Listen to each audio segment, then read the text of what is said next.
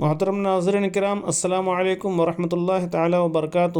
اگر آپ میں سے کوئی یہ چاہتے ہیں کہ آپ کی اولاد فرما بردار رہے اور وہ نافرمان نہ ہو تو اس آیت کریمہ سے فائدہ اٹھائیں اور انشاءاللہ کامیابی حاصل ہوگی۔ بچے کے نام کو ذہن میں رکھ کر اس آیت کو ہر نماز کے بعد پڑھیں۔